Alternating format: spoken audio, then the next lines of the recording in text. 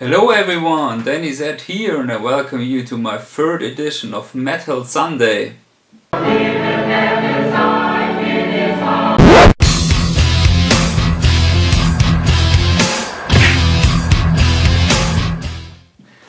So first of all, get my coffee. It's still early Easter Sunday, so that's I crucified, he shall die, in the words of Marduk in Slade Nazarene song. Today I'm just listening to some stuff over the day in the car, and because we will drive to the family of my wife. So I think this Metal Sunday edition will come tomorrow on Monday. It will air because I still, after recording, have to cut it and load it up and stuff.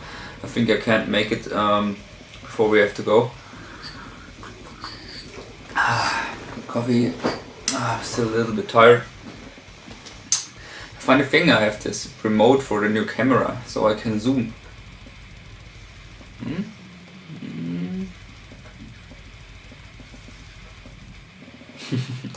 Okay, stop that shit. Okay, the CDs I want to talk to you. First, it's the Gutural Secrete, the first EP. They brought out Unmatched Brutality, the artistic creation with cranial stumps. I can remember when I bought that. That was at that time. I think that it came out in 2003, I guess. Yes, it must be like that. Or 4. And a friend of mine, Chris from Permeated Records, was ordering a lot of stuff from Unmatched Brutality, and he always asked me if I want something because he was ordering it for his record store, his label store. And back then I ordered all the stuff always from Unmatched Brutality with him, and that was one of it. And I also still have the album t-shirt from the MCD, but I ordered it in extra large back then because the shirts back then were just like extra large and large. Now I was always wearing European large, extra large stuff back then, and this shirt is like German size extra large. America everything is bigger, but I still have it at home.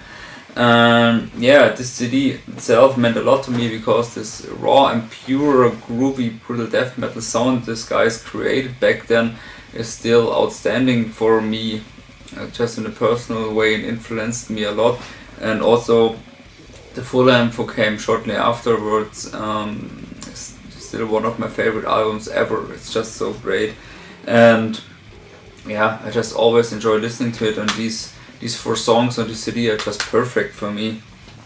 Next one is the Mucopus, the first one, the Mulch album. I was a pretty good friend with the Mucopus guys, but the era after this CD, when Jason, singer now of Origin, former Skinless, and then before he was on Mucopus, we became good friends all with the band Mucopus back in 2007 when they played the first Death Feast edition, and after then the Obscene Extreme were touring and stuff, and that year we saw each other a couple of times on tour in Europe, and also my 22nd birthday back then we celebrated together in Munich in July 2007. It was really fun, good party, drinking a lot with the band and stuff, and it was really cool. Nice remembers back then. And but I saw the Mucopus. I think a friend of mine said, the CD is good, and I bought it back then. And I think the first live show of Mucopus, that was in 2006 at Ludwigshafen Deathfest. It must be that one, or 2005. I'm not sure. But back then, the Adam of Gore back then, now Secrete, was doing the vocals there, and I also get the 1-track promo from Secrete back then, the first one, straight from Adam. And it was a great live show. And since then I'm in love with Mucopus. Sadly these guys aren't exist anymore, because this was always fun, and CDs, both CDs are pretty cool and really good East Side death metal from the New York area, and that's just the way I like it. Pretty groovy songs, great song structure, brutal, perfect. Next thing is a little bit more old school. It's the Nailbomb project from Max Cavalera and Sepultura and Alex Newport from Fudge Tunnel. They just also have the live CD because they just played one live show at Dynamo. I can remember playing that shit or coming randomly on MTV. Back then they played metal live shows, and I think that was the first time I saw something from Nailbomb on MTV, Headbangers Ballroom or Super Rock.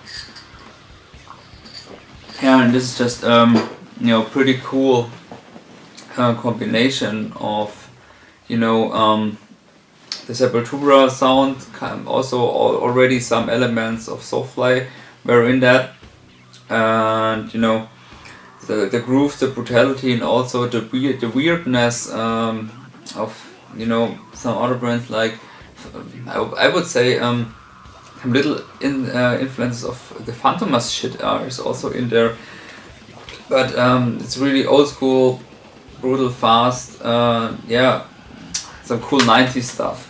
That's it. And just if you like metal, that's it. Also for me, it's pretty cool. I just love this project in this CD. It's pretty cool rhythms and stuff, and if you like the old Sepultura stuff, you like that as well, and that's fitting to me perfectly. So next one are real brutal death metal. It's Putridity from Italy. Greets to David, the drummer of the band. Hope to see you again soon. And yeah, this CD is just like straightforward brutal blasting. No fancy shit, no slams, just straightforward blasting. It's so cool. I own the first CD, but this one I like more. It's just straight ultra guttural brutal death metal straight in your face, and that's nothing more about to say. The Italian guys know how to blast, and also like this satanic brutal technical death metal. The Italian guys just know how to play this perfect style, like Hour of Penance and shit. They just know how to do it. David is now the drummer of Hour of Penance. I guess I read that. And also I read there's a third album now coming on Whittletip, I guess, from Putridity, but there were some bad news as well. I don't know. I think some members are leaving, 2 guys. I think it's Singer and David as well. But I don't know, I have to read that again. I don't want to say something wrong. But I think that were the news. But this is always a good choice if you want to blast your Sunday through. The last one I want to hear is the first Spawn of Possession, the Cabinet album. Back then, when I bought it, I think it was in 2002, I still have the long sleeve, the tour long sleeve from the Gutting Europe tour, or I think, no, not Gutting Europe, I think it was a Violating Europe called back then. There was near to my hometown, playing in a little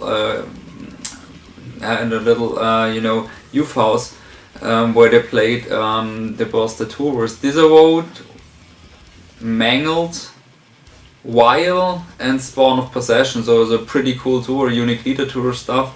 And this North American, Killing North American tour, or how was it called, and Violating Gutting Europe tours back then from Unique Leader, just Unique Leader bands touring around. That was a really cool time, and it was really just fun to see these bands blasting. And yeah, I think that was, I heard before of Spawn of Possession. I heard some tracks on the internet back then, some sound samples, but I bought the CD at that show, and that influenced me a lot of the Unique Leader bands back then influenced me, and I was buying just when something from Unique Leader came out. I just bought it right away because I know that was good shit coming from this label. And yeah, this technical brilliancy of that Swedish musicianship is just great. And also the other band with Scarab Bleeding, where members of Spawn of Possession were playing in, Still in love with that one. This so technical brilliancy, just perfect.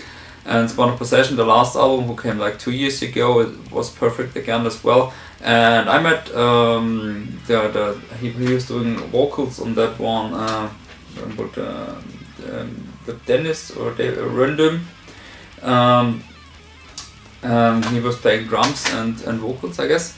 And yeah, I met him and showed him my long sleeve back then from the old tour, and then I was like, hey, it's 11 years ago, and he was like, wow, fuck, cool, man, that you were there and stuff. And yeah, I was really happy to see these guys play again. And that was when I bought a new CD, and yeah, I just like that Swedish technical stuff. And yeah, that's obviously, I have a little bit to be in the mood to hear that stuff, but it's just something I like.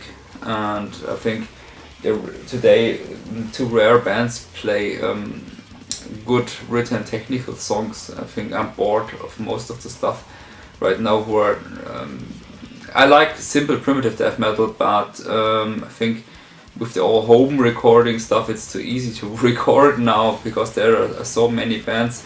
I tried it on myself when I was singing for Fecal God to record at home, and so you can do something good, but I noticed that on myself. I'm a shitty musician. I'm not able to write music or do pretty good vocals. It's not just my thing. I'm just a little bit more, talking about music. I think that's better for me. And yeah, I think with that and mixing and stuff, you can bring out so easily Magic Music Maker or something like that.